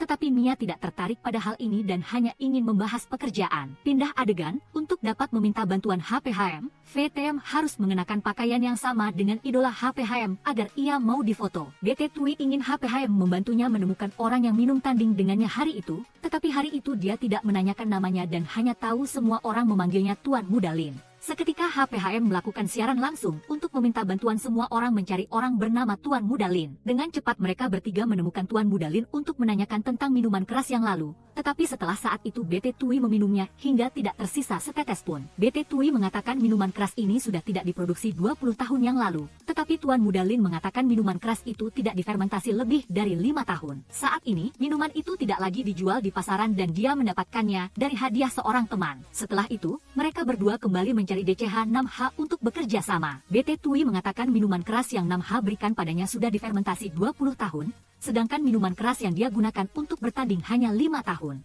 Hal ini menunjukkan bahwa anggur Pear Blossom White saat ini masih diproduksi dan ayah DCH 6H saat itu telah difitnah. Pemilik pabrik anggur sekarang bisa jadi adalah ayah 6H atau si pelaku. Sesampainya di rumah, mereka berdua segera mengemas barang-barang untuk pergi ke lokasi produksi anggur. BCH CNH melihatnya dan mengira mereka berdua melarikan diri bersama. Mengetahui bahwa mereka berdua akan pergi ke Kabupaten Zhao di Lingnan, MC Xuanpong ingin mengajak semua orang di perusahaan untuk pergi ke tempat ini juga di pesta perayaan. Keesokan harinya, rombongan LCVTM tiba di tempat itu dan mengetahui bahwa Xuanpong juga sudah sampai. Setelah itu, HBT Tui bertanya kepada pemandu dan mengetahui bahwa botol anggur ini dibuat sendiri oleh pemandu tersebut. Namun, anggur tersebut diproduksi oleh perusahaan lain dan pemandu tersebut tidak tahu di mana. hanya tahu perusahaan itu berada di dekat sini. Saat ini, perusahaan tersebut sedang liburan, jadi jika ingin ke sana, mereka harus menunggu di sini selama 3 hari. Tetapi karena hanya tersisa 2 kamar, kedua gadis harus berbagi 1 kamar dan 3 pria berbagi 1 kamar lainnya. Saat itu, DCH 6H datang mencari TRCH untuk menanyakan informasi tentang pemilik yang meracik anggur Pear Blossom White. Tetapi TRCH tidak bisa mengungkapkan informasi ini keluar dan mengatakan bahwa dia akan membawa mereka untuk bertemu dengannya. Mendengar itu, 6H diam-diam memberitahu LCVTM tentang hal ini untuk mencari cara menyelidiki TRCH. Ketika pemilik Fan Him membawa setumpuk kartu, semua orang meminta untuk bermain permainan werewolf. Tepat pada saat itu, Mia dan MC Xuan Pong masuk, lalu mereka memulai permainan. HBT Tui tersingkir lebih awal, jadi dia bosan dan pergi duduk di ayunan. Setelah selesai bermain, LCVTM memujuknya, tetapi dia tahu jelas niat semua orang. Dia menyalahkan mereka karena punya rencana menyelidiki Fan Him dan TRCH tanpa memberitahunya. Dia mengatakan tidak akan menyembunyikannya lagi, lalu BT Tui senang berdiri dan mengikutinya masuk, tetapi sayangnya kakinya terkilir. Dia menggendongnya, tetapi BT Tui menolak, lalu dia melepaskan tangannya. Karena tidak bisa menolak, dia setuju untuk digendong masuk di bawah tatapan cemburu BCH. BT Tui berjalan tertatih-tatih masuk kamar, lalu BCH menyindir bahwa dia punya maksud tersembunyi terhadap VTM. Dia juga menegaskan bahwa dia mengetahui seluk-beluk LCVTM dari kecil hingga besar sehingga dia menegaskan bahwa dialah Kian Mei Juem teman masa kecil. Tim pemuda ini berjalan sambil menganalisis setiap detail tindakan TRCH sedang melukis dengan marah, lalu berdiri. DCH 6H mendekat dan mengatakan ingin dia mencari Pear Blossom White besok. TRCH menolak, memberikan serangkaian alasan untuk menolak, lalu pergi. 6H segera memberitahu tim VTM untuk menunda rencana karena TRCH tidak kooperatif. Malam tiba, 6H menunggu Mia yang baru pulang dari jalan-jalan bersama MC Xuan Pong, lalu memanggilnya untuk berbicara secara pribadi. Melihat 6H cemburu dan mengatakan menyukainya, Mia menyalahkannya karena hanya menunjukkan sikap tanpa melakukan tindakan apapun. Dia menganggap 6H sedang mempermainkannya, lalu marah dan masuk ke dalam. MC Xuan Pong membawa bunga untuk diberikan kepada BCH, lalu BCH melihat LCVTM menggendong HBT Tui masuk. BCH menunjukkan kebahagiaannya agar VTM cemburu. Tetapi melihat VTM malah ikut-ikutan dan mendukungnya, BCH sangat marah. Takut mereka berdua masuk kamar untuk berduaan, BCH menarik Xuan Pong untuk ikut masuk dan mengintip. VTM sedang memijat kaki BT Tui, lalu BCH datang dan bertanya dengan pertanyaan-pertanyaan tidak penting. Mengetahui maksudnya, VTM kembali ke kamar, lalu BCH dengan marah mengatakan, Xiao TM adalah tunanganku. Kenapa kamu menyukainya? BT Tui berkata, hah, apakah aku menyukainya, nenek? Mendengar teguran BCH, HBT Tui mengatakan akan lebih memperhatikan perilakunya. Keesokan harinya, Mia bangun dan melihat DCH 6H berada di luar dalam keadaan patah hati. Dia menghampiri dan bertanya, lalu 6H mengatakan akhir-akhir ini dia memiliki banyak hal yang mengganggunya. Fan Him dan TRCH tidak mau memimpin tim mereka mencari Pear Blossom White. Bertahun-tahun yang lalu, ayahnya menghilang bersama metode fermentasi anggur, tetapi sekarang Pear Blossom White muncul di pasaran. Dia merasa sangat curiga dan khawatir ayahnya menderita ketidakadilan. Nia sedang menghiburnya dan meminta 6H menunggu 1 atau 2 hari lagi, lalu 6H yang terlalu lelah bersandar di bahunya dan tertidur. BCH datang dan mengajak LCVTM untuk pergi berlibur bersamanya. LCVTM mengatakan dia tidak punya waktu dan harus merawat HBT Tui. BCH berteriak tentang pertunangan mereka berdua, lalu VTM berbalik dan memperbaikinya. Dia mengatakan bahwa dia tidak pernah setuju dengan masalah ini dan dengan tegas menyatakan bahwa dia adalah Wizard Forgen. BCH mengatakan bahwa dulu dia tidak seperti itu dan bersikeras bahwa dia tidak akan pernah melepaskannya. TRCH sedang berjalan-jalan lalu bertemu Mia dan DCH 6H yang sedang lewat. Dia mengatakan tadi malam dia berputar-putar tetapi tidak dapat menemukan inspirasi untuk berkreasi. Mia mengusulkan agar mereka berpartisipasi dalam penelitian bersamanya. Lalu TRCH dengan senang hati setuju. BCH datang dan mencerca BT Tui karena tidak pantas untuk VTM. Dia mengatakan BT Tui mau berapa uang agar bisa menjauhi kakak laki-laki angkatnya. HBT Tui sedang menulis slip lalu LCVTM datang, melihatnya, dan bertanya apakah dia benar-benar mengambil uang itu. BT Tui mengangguk, lalu BCH mendapat kesempatan untuk mengatakan apakah VTM sudah menyadari. BT Tui mengatakan dia punya kontrak dengannya, tetapi dia tidak punya kontrak dengan BCH. BCH sangat marah karena tidak hanya kehilangan uang, tetapi juga diajak oleh BT Tui di depan gerak. BT Tui segera memberikan slip itu kepada VTM untuk dia belanjakan, lalu VTM memujinya sangat manis. Setelah DCH 6H dan Mia selesai membantu TRCH melakukan penelitian, 6H merengek meminta Mia memijatnya. Dia berterima kasih kepada Mia karena selalu mempercayainya selama ini dan tidak lupa membalas jasanya. BCH Chen Ha melihat MC Xuan Fong bersiap untuk berlibur, lalu dia menuntut untuk ikut. Xiao Zong membawakan hadiah bergizi dari pimpinan Fan Him untuk TRCH. Fan Him mengatakan jika dia butuh apa-apa, telepon saja. Dia akan membantu dengan antusias. Lalu TRCH mengucapkan terima kasih dengan tergesa-gesa. Semua orang pergi ke tempat kerja TRCH dan mendengarkannya bercerita tentang dirinya. Sejak kecil, kesehatannya tidak baik sehingga dia tidak bisa berlari dan bermain seperti teman-teman seusianya. Setelah dia menyelesaikan topiknya, dia masuk ke dalam untuk mencuci tangan. Kemudian TRCH mencetak seluruh telapak tangannya ke dalam lukisan itu. Saat dia khawatir harus mengganti kerusakan, TRCH masuk dan melihat karyanya, lalu berseru terima kasih padanya karena telah membantunya mencerahkan ide. Dia dengan senang hati mengundang semua orang untuk makan malam perayaan, lalu menyuruh mereka mencoba anggur langka yang telah dia kumpulkan. MC Xuan Fong mengambil kesempatan ini untuk mengundang LCVT minum, mengatakan mulai sekarang dia berharap mereka tidak akan ada perselisihan lagi. HBT Tui melihat VTM minum terlalu banyak, lalu dia menyambar gelas anggur dan meminumnya menggantikan VTM. BCH Chen Ha mengambil kesempatan mabuk ini untuk dengan sengaja merengek dan bermanja-manja kepada VTM, yang membuat BT Tui merasa risih. Keesokan harinya, tim MC Xuan Fong check out lalu kembali ke rumah. Sedangkan tim LCVT bersiap pergi ke pabrik anggur untuk mencari Pear Blossom White. TRCH mengatakan mobil tidak cukup tempat, jadi satu orang harus tinggal, lalu VTM menyuruh BCH Chen Ha tinggal. Tetapi BCH Chen Ha meminta HPH yang tinggal. Di dalam mobil, BCH Chen Ha terus merangkul lengan VTM untuk tidur, yang membuat VTM merasa cukup tidak nyaman. TRCH membawa semua orang ke pabrik paman Ong Denge, lalu ia mengatakan mereka sudah tidak memproduksi anggur Pear Blossom White selama sebulan. Setelah selesai berbicara, ia mengajak mereka berkeliling lalu mencoba beberapa jenis anggur yang baru mereka ciptakan. HBT Tui bertanya dengan penasaran kepada Ong Denge tentang lorong yang baru saja mereka lewati itu untuk apa. Lalu ia dengan canggung mengatakan itu adalah gudang penyimpanan alat-alat lama. DCH-6H merasa curiga, lalu pura-pura keluar untuk merokok, sedangkan HBT Tui mengatakan ingin ke toilet. Mereka berdua pergi ke gudang tadi, lalu menemukan bau anggur Pear Blossom White. LCVTM sedang berjalan-jalan melihat-lihat bersama yang lain, lalu dia mengatakan ingin keluar untuk ke toilet. BT Tui menemukan sebuah gudang penyimpanan anggur Pear Blossom White, tetapi pintunya terkunci. 6H menggunakan keterampilannya untuk membuka kunci gudang dan masuk ke dalam. Mereka menemukan bahwa paman Ong Denge pasti terlibat dalam masalah di masa lalu. 6H berniat untuk pergi menemui dan bertanya kepadanya, tetapi dihentikan oleh BT Tui. Dia menyuruh 6H mengambil foto untuk mendapatkan bukti, sedangkan dia akan mengambil sampel untuk dibawa pulang dan diteliti. Tepat pada saat ini, seseorang di luar menutup pintu dan mengunci mereka di sana. Orang ini datang melapor kepada Ong Denge tentang situasinya, sedangkan di sisi lain LCVTM sedang mencari mereka berdua, lalu mendengar suara panggilan HBT Tui. Dia buru-buru mencari cara mendobrak pintu, lalu DCH-6H menyuruhnya cepat bersembunyi karena Ong Denge sudah menemukan mereka. Dia mengikuti rencana 6H,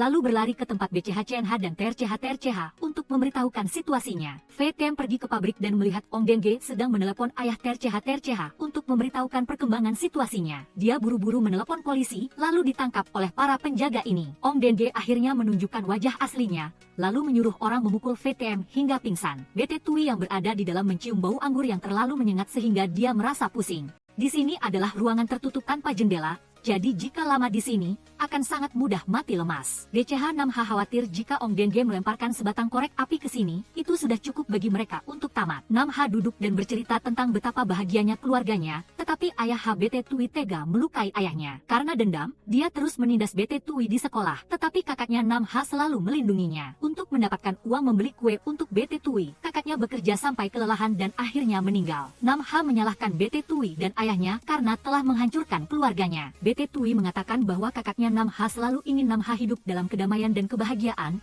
lalu BT Tui menyuruh 6H melihat penampilannya sekarang, yang menunjukkan kemarahan batin karena hatinya penuh kebencian. Ong Denge datang dan memperingatkan mereka untuk tidak mengatakan kebenaran, jika tidak, dia akan membuat mereka semua tamat. DCH-6H marah dan bertanya di mana DCH-6ku, apakah ayahnya juga di penjara seperti ini? Ong Denge menjadi emosional lalu membentak mereka harus menghilang bersama dengan anggur Pear Blossom White. TRCH bertanya-tanya mengapa Ong Denge, yang merupakan teman baik ayahnya, melakukan hal ini. Lalu dia mengatakan akan melindungi dan menyelamatkan semua orang. LCVT bangun dan mendapati dirinya dikurung di sebuah ruangan, dan seluruh tubuhnya terikat. Ong Denge diancam oleh Fan Him hingga wajahnya pucat, lalu dia harus pergi menjemput istrinya di tempat itu untuk dibawa pulang. VTM berjuang sejenak, lalu melepaskan ikatan, dan pergi berusaha menyelamatkan HBT Tui dan 6H. Setelah mengetahui bahwa Ong Denge berencana membunuh mereka, HBT Tui ketakutan dan pingsan. Ong Denge baru saja akan menyalakan api ketika tim polisi tiba tepat waktu untuk menyelamatkan mereka. Polisi melihat korek api yang dipegangnya dan tahu dia tidak benar-benar ingin bertindak. Dia telah memesan 2 tiket ke Amerika Serikat hari ini untuk melarikan diri dari kekejaman ini. BCH-CNH dengan cemas membawa air hangat untuk LCVTM, lalu melihatnya sedang mengobrol dengan BT Tui. Mereka pergi ke bar untuk minum,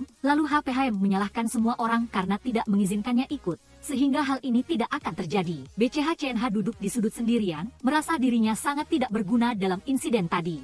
BCH-CNH memanggil LCVTM keluar, mengatakan dia memutuskan pergi ke Prancis besok, dan memutuskan berhenti mengejarnya. DCH-6H melihat HBT Tui menunjukkan sikap tidak senang terhadap BCH-CNH, lalu dia menggodanya. VTM kembali ke meja minum, menggenggam tangan BT Tui, secara diam-diam mengumumkan hubungan mereka. Mia bertanya kepada 6H apakah dendamnya sudah hilang, lalu dia bilang tidak tahu dan pergi duduk di sudut sendirian. Mia menghampiri dan membujuknya, lalu mereka berdua saling menggoda. Karena kebiasaan, Mia hendak menarik 6H untuk menciumnya, lalu HPHM datang mengganggu. BT Tui mengatakan dia sudah mendapatkan sampel anggur Pearl Blossom White, lalu VTM dengan malu-malu memeluknya. Dia berterima kasih dan bersyukur BT Tui telah hadir dalam hidupnya, lalu mencium keningnya. BCH-CNH dibuatkan sup oleh MC Xuan Pong, lalu dia juga tersentuh dan mengubah target. Keesokan harinya, Paman Chu Ma mengingatkan LCVTM untuk segera menentukan harga, jika tidak, dia tidak akan bisa mengendalikan pihak pemegang saham. HBT Tui berusaha membantunya mendapatkan kembali indera perasanya. VTM juga perlahan mulai merasakan kembali,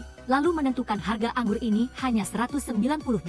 BT Tui mengatakan, apakah kamu gila? Harga eceran anggur dari pabrik anggur setidaknya di atas 700. VTM menganalisis agar BT Tui mengerti, lalu BT Tui memujinya sangat cerdas. VTM memutuskan menamai anggur ini getaran untuk membuat semua orang yang meminumnya merasakan hal yang sama dengannya. Di sisi lain, pasangan DCH-6H dan Mia masih berbincang dan saling menggoda. LCVTM memanggil HBT Tui keluar untuk percobaan. BT Tui menciumnya, lalu VTM meminta untuk pergi berjalan-jalan keluar. Mereka melihat pasangan DCH-6H juga sedang melihat pemandangan di sana, lalu VTM menyuruh BT Tui melihat betapa baiknya Mia. BT Tui merajuk mengatakan, tukar saja pacar dengan dia, yang didengar oleh pasangan itu. VTM mengatakan dia tidak akan mengganggu mereka berdua lagi lalu pergi ke tempat lain. Mia menggoda 6H, lalu mereka berdua juga berciuman. BT Tui menceritakan kepada VTM tentang kejadian sebelumnya saat dikurung di gudang anggur dan 6H mengatakan tidak akan pernah memaafkannya. Melihat BT Tui yang pintar dan menggemaskan, VTM memujinya habis-habisan. BT Tui memanyunkan bibirnya meminta ciuman,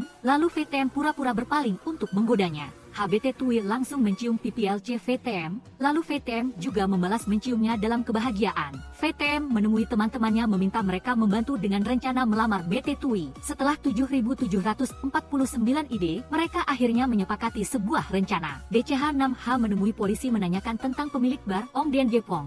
Lalu polisi mengatakan dia telah bunuh diri di rumahnya. MC Xuan Pong berada di seberang rumah VTM untuk menguping situasi mereka. VTM menyadarinya, lalu menyeret Xuan Pong untuk menjelaskan kepada VTM. Xuan Pong bertanya, apakah indera perasamu bermasalah? Lalu VTM menyangkalnya. Setelah beberapa saat, VTM menyadari bahwa Xuan Pong dan pimpinan LCV adalah kaki tangan, lalu dengan marah mengusir Xuan Pong keluar. TRCH membawa hadiah untuk mengunjungi ayahnya, lalu ayahnya senang melihat anaknya sehat membawa hadiah. TRCH bertanya-tanya mengapa Ong Denge yang ramah dan baik hati melakukan hal seperti itu. Ayahnya segera mengatakan dia sedang bingung sesaat, lalu mengalihkan pembicaraan. MC Xuan Pong mendatangi pimpinan LCV dan mengungkapkan bahwa LCVTM telah kehilangan indera perasanya, yang membuat LCL sangat khawatir. HBT Tui datang ke pesta kencan yang diselenggarakan VTM untuknya. VTM menyatakan cintanya dengan belak-belakan, belum sempat mengucapkan beberapa kalimat romantis, dia sudah mengatakan dia menyukai BT Tui. Hal ini membuat BT Tui sedikit terkejut karena tidak seperti yang dia bayangkan. BT Tui mengatakan dia kira VTM akan menyelipkan beberapa kalimat romantis dulu. Suka romansa. Romansa sudah disiapkan 6TM. Dia mulai mengucapkan kata-kata manis disertai mata yang teguh menatap lurus ke arah BT Tui. Setelah itu adalah jentikan jari dan mobil pengantar makanan otomatis datang. Dikira akan menjadi hidangan, tapi ketika dibuka ternyata adalah hadiah yang sangat unik. Sebuah kalung dengan parfum beraroma anggur, ketika dipakai pun masih akan tercium aroma pekat khas kalung ini. Ini jugalah aroma yang ia dedikasikan khusus untuk ciri khas dari orang yang ia cintai. BT Tui pun tak mau kalah, ia segera memamerkan bakatnya mencium aroma dan berhasil menebak bahan-bahan yang membentuk aroma ini.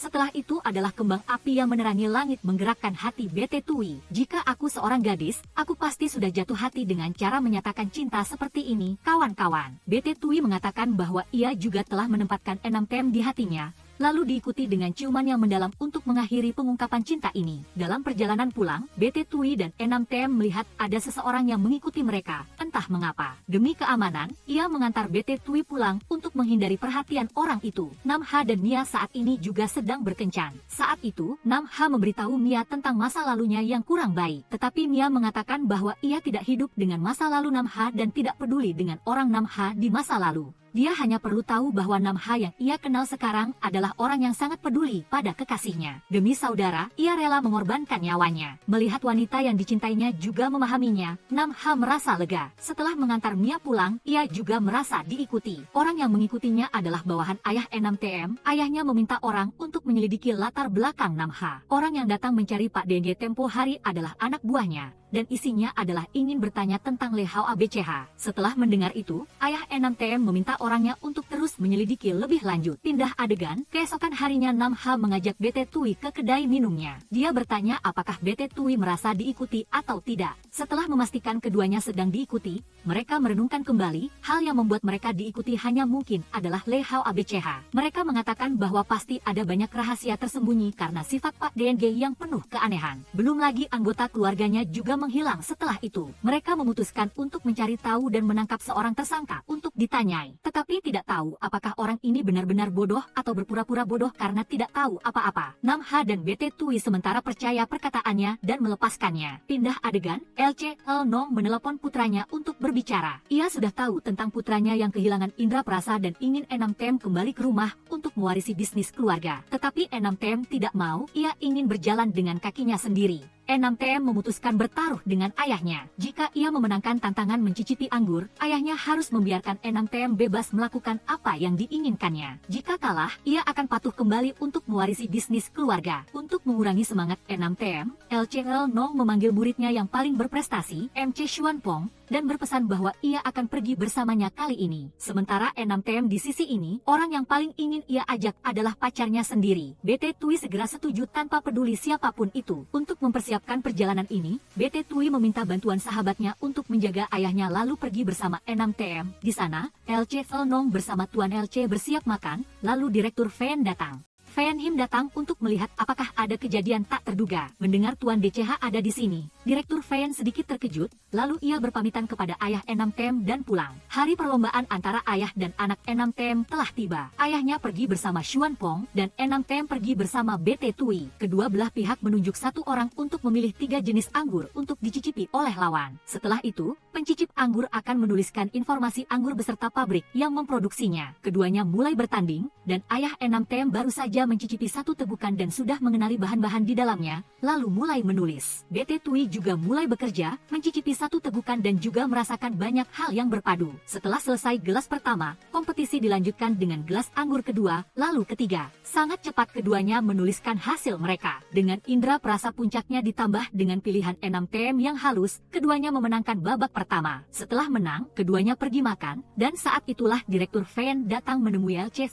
Nong untuk berbicara. Melihat Enam TM dan BT Tui makan bersama, Direktur Fan juga terkejut karena kekasih BT Tui adalah Enam TM. Beralih ke babak kedua, di sana ada 101 gelas anggur. Siapapun yang menulis dengan benar nama 51 gelas anggur akan memenangkan babak ini. Kali ini keempatnya menyerang dan mulai mencicipi. Di babak ini, LC Nong dan Xuanpong memenangkan pertandingan karena mereka mencicipi dengan akurat dan lebih cepat daripada Enam TM dan BT Tui. Babak ketiga akan diadakan keesokan harinya, jadi keduanya kembali untuk beristirahat mempersiapkan hari esok. Namun saat tidur, BT Tui bermimpi hal-hal aneh, tidak jelas apakah itu mimpi atau sebagian dari ingatan yang kembali. Ia segera menelepon Namha dan mengatakan bahwa ia curiga ada seseorang yang terkubur di bawah pabrik anggur lama. Waktu itu juga bertepatan dengan hilangnya ayah Namha. Mendengar itu, Namha segera mengajaknya untuk memeriksanya. Begitu BT Tui turun ke lobi hotel, ia bertemu Direktur Fan. Ia tidak mencurigai Direktur Fan, lalu pergi ke tempat Namha. Namha sudah menyiapkan beberapa orang untuk membantunya. Sesampainya di sana, melihat penjaga keamanan mengepung, mereka segera menggunakan taktik pengalihan perhatian untuk menyelinap masuk mencari. BT Tui dan Namha berhasil masuk. Menggunakan ingatan yang BT Tui ingat, mereka mulai mencari. Sementara orang-orang yang diminta bantuan oleh Namha tetap melaksanakan tugas dengan baik, menarik perhatian para penjaga keamanan di sana. Berita keributan mereka sampai ke tangan Direktur Fan. Ia segera datang ke sana, tetapi saat itu Namha sudah menemukan cincin pernikahan orang tuanya di bawah tanah. Seketika itu juga ia menelepon polisi untuk melapor. Direktur Fan juga tiba di lokasi, sengaja bersikap tenang dan menangani masalah. Ia menyuruh BT Tui untuk kembali beristirahat, tetapi Namha menunjukkan cincin pernikahan orang tuanya, mengatakan bahwa sangat mungkin ayahnya yang hilang 20 tahun lalu terkubur di bawah.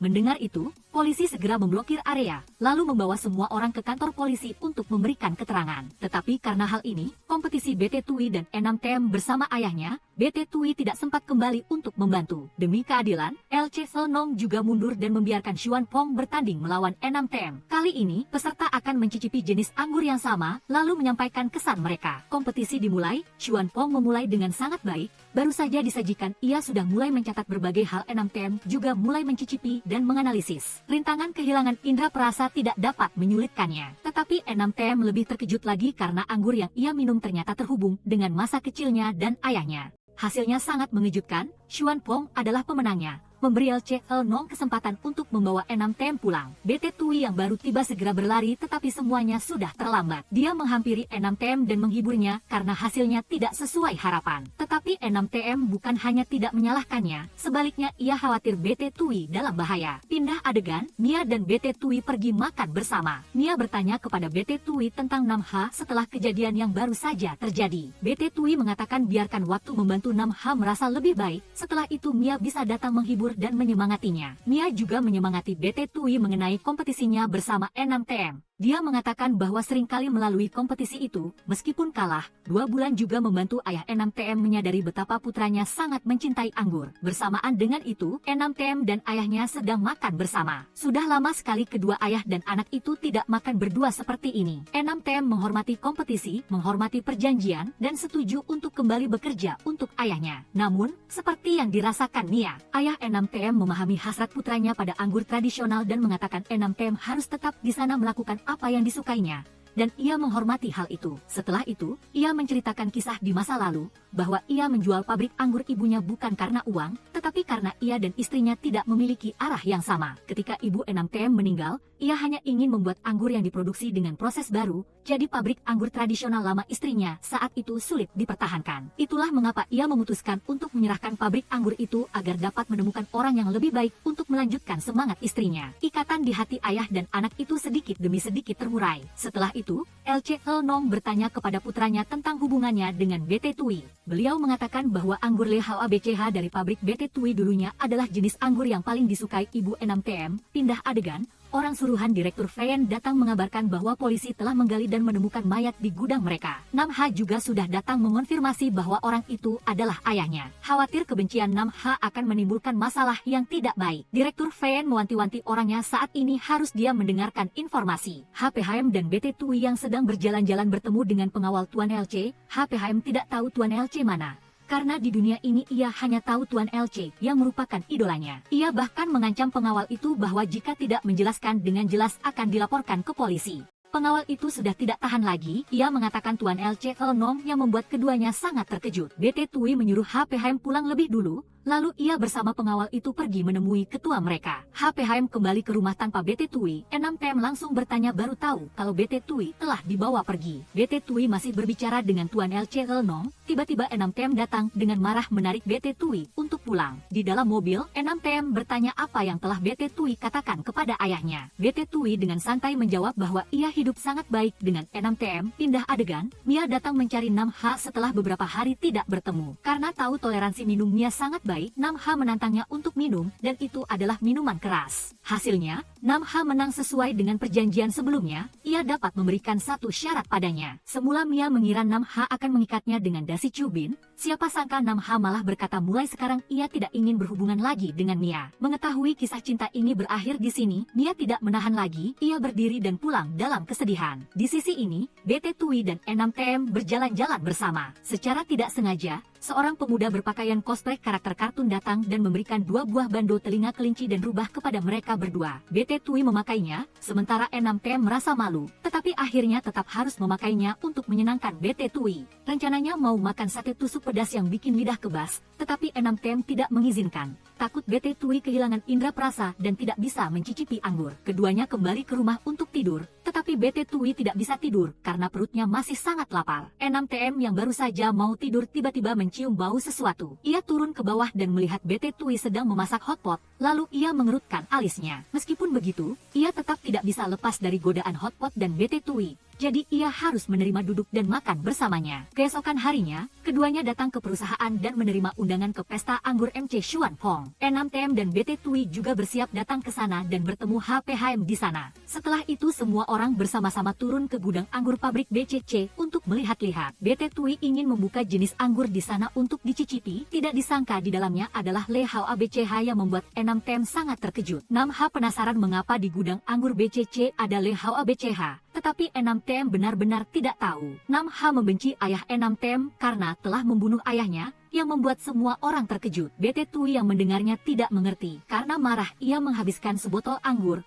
lalu maju mencium Enamtem, setelah itu pergi dalam kekecewaan. BT Tui dan Namha berbicara berdua, ia memberitahu Namha bahwa ia benar-benar tidak menyalahkan Enamtem atas masalah tadi karena itu adalah masa lalu orang tua. Saat itu ia hanya marah dan menyalahkan Enamtem, dan Namha juga sama, memberikan jawaban yang sama dengan BT Tui. Enamtem kembali ke rumah menanyakan ayahnya tentang anggur Le Hao BCH. Mengapa muncul di gudang anggur BCC? Ayahnya tidak menyembunyikan apapun lagi dari putranya dan memberitahu bahwa dulu ibunya secara tidak sengaja mencicipi anggur Le Hao BCH dari keluarga H. Sejak saat itu ia jatuh cinta pada anggur itu, sehingga ayahnya bekerja sama dengan keluarga H untuk mendapatkan anggur Le Hao ABCH yang disukai ibu Enamtem. Saat ini BT Tui bersama Namha tiba di sebuah gudang anggur untuk bersiap melakukan ritual pemulihan ingatan. Namha berjalan ke sudut untuk membiarkan BT Tui melakukannya sendiri karena ini adalah masalah pribadinya. BT Tui mulai menuangkan semua gentong anggur ke dalam baskom, lalu menenggelamkan kepalanya di dalamnya. Sekarang ia benar-benar ingat masa lalu. Saat itu di dalam gudang anggur ia melihat Fan Him karena dendam membunuh seniornya. BT Tui saat itu menyaksikan seluruh kejadian dari awal sampai akhir. Ia bahkan tidak percaya melihat Fan Him melakukan hal seperti itu. Tepat saat ketakutan, ia mengeluarkan suara yang membuat Fan Him menemukannya. Sejak saat itu, ia didorong ke dalam tong anggur, tetapi untungnya ia tidak mati.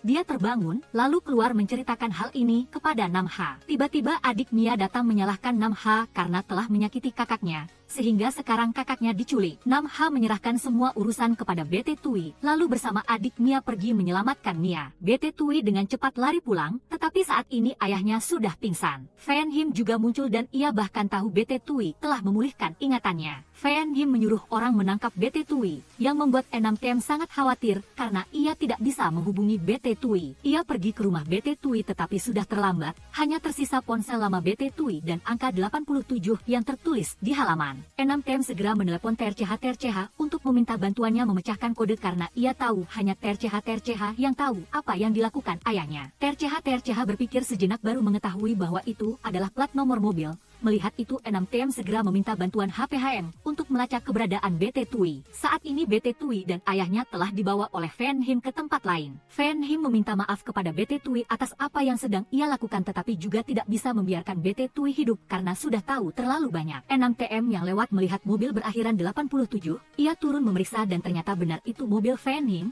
lalu ia segera memberitahu Namha untuk datang membantu. Tepat ketika Fan Him hendak membakar seluruh tempat itu, Enamtem berhasil masuk, lalu segera menyerbu dan bertarung dengannya. Kedua orang itu bertukar pukulan dengan sangat sengit. Pada akhirnya, karena usia tua dan kekuatan yang melemah, Fan Him tidak bisa melawan Enamtem dan terpaksa melarikan diri. Enamtem memanfaatkan kesempatan itu untuk melepaskan ikatan kedua ayah dan anak itu, sementara Fan Him berniat melarikan diri jauh. Tetapi hidup tidak seindah mimpi ketika ia bertemu penghalang, yaitu Namha. Namha bermaksud membalaskan dendam ayahnya, tetapi Enamtem sudah datang dan menghalanginya. Bahkan ingin mengorbankan nyawanya sendiri untuk menggantikan ayah BT Tui. Namha tidak menyerang Fan Him karena ia tidak ingin Enamtem mengalami perasaan kehilangan orang yang dicintai seperti dirinya. ia akan membiarkan hukum menghukum Fan Him atas semua yang telah ia perbuat. Kali ini mungkin Fan Him akan mendekam di penjara seumur hidup. 6TM mendekat menghibur ayahnya dan menasihati ayahnya untuk bertobat dengan baik di penjara. 6TM bisa menjaga dirinya sendiri. Mendengar perkataan putranya, Fan Him tampaknya sudah sadar dan menerima diborgol dibawa ke kantor polisi. Segera setelah itu, karena pertarungan sebelumnya, 6TM yang lemah harus terbaring di ranjang untuk dirawat. Begitu sadar, ia tidak peduli pada HPHM, ia hanya ingin mencari BT Tui. BT Tui datang membawa sedikit sayuran dan bihun yang baru ia masak, yang membuat 6TM sangat terharu. Namha dan Mia juga berbaikan. Tepat saat Mia berbalik, Namha memanggilnya, berlutut, dan melamarnya dengan romantis. Mia langsung setuju karena di dalam hatinya ia tidak pernah berhenti mencintai Namha. Setelah perjalanan ini, pasangan-pasangan berkumpul bersama, mengadakan pesta di pantai merayakan kebahagiaan yang sempurna. Aku dan kekasih berjalan di antara langit musim gugur. Cahaya senja menyinari sisi wajahnya yang cantik dan sempurna. Mendongak aku dapat melihat mata lembutnya yang membuat hatiku berdebar. Perasaan kita berdua bersama adalah yang paling istimewa, membuatku merasa hangat dan peduli, semakin mendekatkan kita. Lebih berani mungkin sudah melewati batas pertemanan dan film ini pun berakhir di sini. Terima kasih atas perhatian dan dukungan Anda. Jika Anda menyukainya, jangan ragu untuk meninggalkan like dan subscribe untuk memberi kami motivasi untuk merilis lebih banyak video baru. Sekarang, sampai jumpa di video berikutnya.